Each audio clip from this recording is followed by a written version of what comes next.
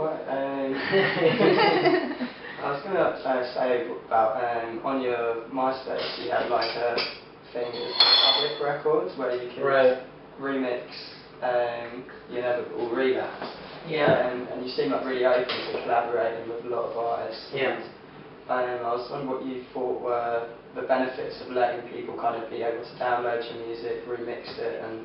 Well, there was a lady that actually re-sang it. Yeah. And it was just like, wow. So I told her, like, why don't you go write new lyrics and write a whole new melody? Because she was trying to do what I did, but like in her own way. And I thought, that's interesting, but let's just totally redo it. Like, let's just completely...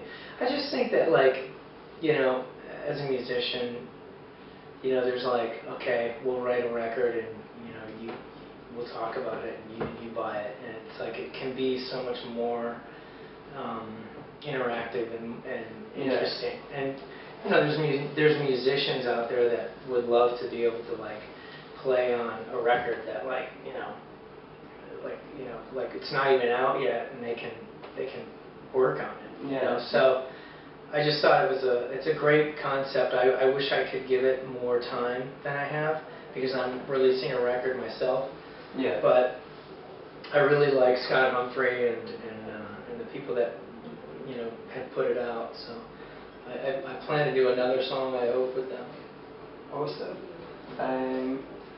As well, what would you say were your influences kind of as you return back to your kind of roots? Like what sort of stuff were you listening to as you first started out? The first stuff that we like I remember, Trent and I went to Skinny Puppy concerts and Ministry concerts, and so I kind of pulled out my Ministry records and my Skinny Puppy records.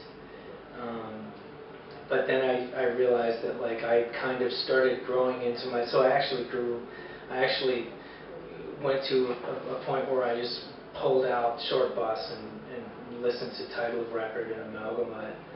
And I was kind of like reintroduced into that. But I made sure that a lot of the songs I wrote from the perspective of what I was trying to write back then. Just some of the chord progressions and some of the staples of, like, this is all I did. Like, there's like 4 songs where it's 4 chords interchanged, and, like, you know what I mean? Like, and I just kind of, found my way back to that. Whereas before, like, 4 years ago, I was just like, I've done this. I've done this. I want to do something new. And then, like, this record, it was, God, I really want to go back and find out what it was that I was doing back in the 90s. Yeah. So, just a lot. And at the same time, it was a lot of not listening to a lot of other bands, because I'm so, I went to a Tool rehearsal.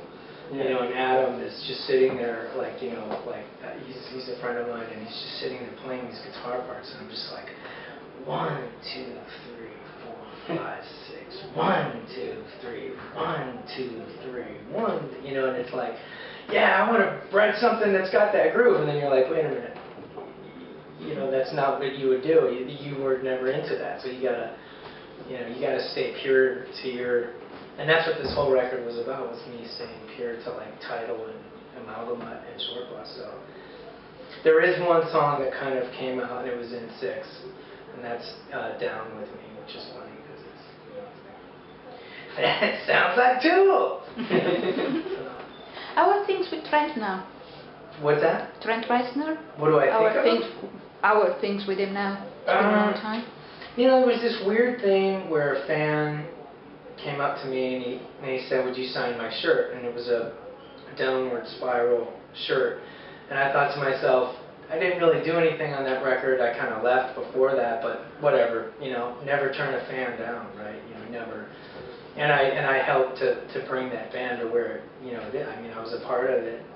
So I signed it, and then I got this letter about 3 months later that said the fan had went up to Trent after a Nine Inch Nails show, and it had my signature on it, and he goes, who signed this shirt before me? And he goes, this is Richard Patrick. And he goes, I'm not signing the shirt. And I put the pen cap and handed the pen and walked away from the fan and turned his back on the fan. And I think stuff like that, like Trent's 43 or 44 years old, and being like, wow, like, are you really carrying that shit around with you after all this time? So that fan wrote me this letter, like, I can't believe that, like, I was embarrassed. It was in front of my friends, and he wouldn't sign my shirt because you had signed it. And that kind of behavior is really kind of a bummer because he actually involves a fan. But the reality is this: I look back on my years in Nine Inch Nails. It was a blast. I mean, we got drunk all the time. We jumped around on stage. It went from 0 to like 5,000 people like within the span of 6 months. We did the first Lollapalooza. I met Perry Farrell and Dave Navarro and Susie Sue and so I had a great time. When I left, it was kind of weird because it was one of those things where it was like, hey man, I just can't do this anymore. I just can't be around this anymore. And it was hard to communicate that. So our communication was never really that great. But having released Short Bus and Tidal and gone platinum and kind of living my own life and having kids and having my own fans and doing what I do, it was the greatest decision I ever made because I don't want to be like, hey dude, have you written a song for me yet? Can I play a guitar part on your song that you wrote? No? Okay, I'll wait over here.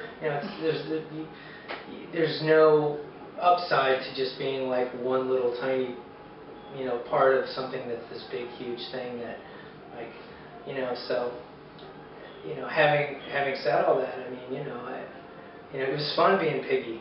I had a blast. I mean I liked being Piggy. It was a caricature of just like how insane you could be, and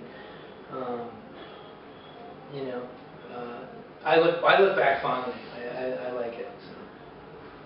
Back to Ben. You weren't expecting that. You were like, wow, he's gonna go for it. And what was the best piece of advice that you think you were given when you were first starting out? And would you have any advice to like fans who are just starting out? Yeah, I would have to say the best advice is stick to your own guns. Like stick to what you believe in, because that's what your fans want. They want you to just, they don't want. It's insane because once you start realizing like it's a business and there are people out there that are going to tell you how to do stuff, and you don't have to. It's not a bad thing to look someone in the eye and say, you know what, no, I can't do it. And one of the things that Bob liked about me when I was working on this record with him, he's the producer, Bob Marlette, is there was a few times where I looked at him and I went, and he needs that because I'm the holder of what keeps it original and he's the supplier of like many different ideas. And if something doesn't sound like it fits, then he's going to work on a new idea, and then you kind of reach this new level of like making sure that you're what you are, filter, but at the same time. So like all the bands that he's worked with, Atreyu, or he's going to explore different avenues of creativity, but at the same time he's gonna know when to kind of hold back.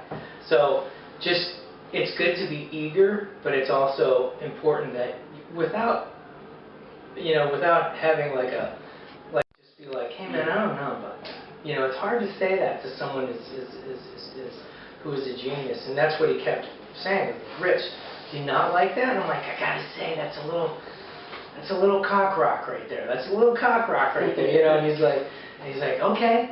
Well, what else can we do? And it was like, and then he moved away from that idea. And you have to be able to like, when someone's mixing your record and you really think that like the flanger sounds like shit, and you don't want to hear the flanger on your vocal or something, you have to be able to go like, dude, I'm really sorry, but I can't take the flanger. And it's important that you do that, because I think a lot of musicians are like, whatever, okay, sounds good, you're the boss. You've sold 100 million records, I haven't, you know. And I think it's important that you just, you can be pleasant and you can still be really nice, but there's going to be a few times where you're going to wish you said no, you know, and you're, like there was one time where I'm like, fuck. The last record, the sequencing on the last record, he put all the heavy stuff at the end. So there's all this like really mellow stuff in the first half of my record. And then there's like all this stuff. So I would have completely resequenced it a completely different way based on the way I've done all the other records. And, you know, I kick myself every once in a while. I'm like, God, I wish I would have just said no. And, you know, so I'm giving it to you from experience, you know. Yeah. You know, there's going to be times where you're